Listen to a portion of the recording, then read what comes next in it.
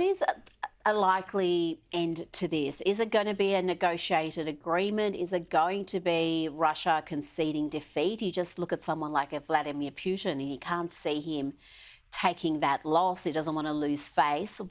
How do you see this conflict ending? You've got to look at the Ukrainian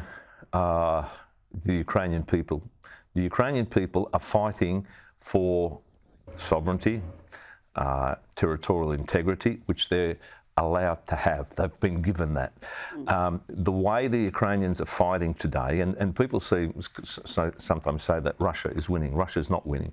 If you look at what really is happening, Ukraine is winning. But how it's all going to end, President Zelensky is very, very clear. There will be no giving up of Ukrainian land. We will not turn around and say, well, we'll not concede. Therefore, Russia can be defeated. It can be defeated. But the US, Europe, the Five Eyes, they have to stand up. And what does it mean? It doesn't mean just do it in terms of, yes, we support. You have to act. And that's why we're calling out an Australian government. I mean, we have decommissioned things that we could have Abraham tanks. We have things we could be sending. We had the Taipans. So we could have sent them. We've decommissioned them. We've got no use for them. We've got no use for them. We could send them to Ukraine, but we're opting not to do that. Well, the Department of Defence has to make a call, and we're saying, you know, there are things that you can give Ukraine now. Ukraine, I mean, I can't speak on behalf of the Ukrainian government, but I do know, I've spoken to the ambassador, I spoke to people in Ukraine.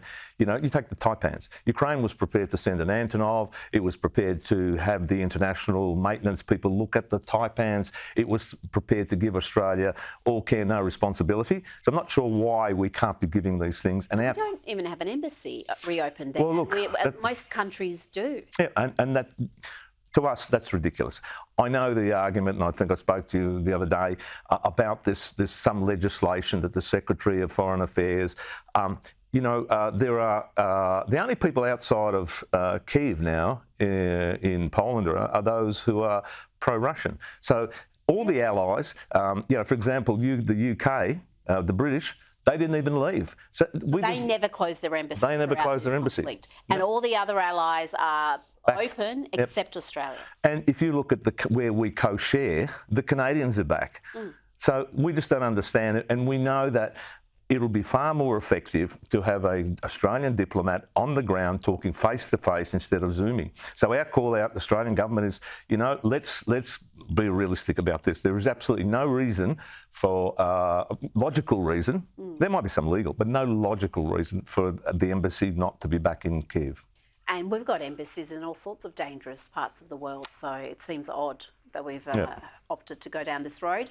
Now, last month, the Ukrainian ambassador blasted the ABC's Ukraine war documentary. He called it the journalistic equivalent of a ball of vomit. The Four Corners episode, Ukraine's War, the Other Side, promised to offer a human perspective on life on the Russian front line, but was slammed as spreading blatant lies and Kremlin propaganda. The ABC's editorial director, Gavin Fang, met with Ukraine's representatives. Give us the latest on that. Has there been an apology? Will they withdraw the program? What has been the outcome of those discussions? The Australian Federation of Ukrainian Organisations, we met with the ABC. We expressed our opinion.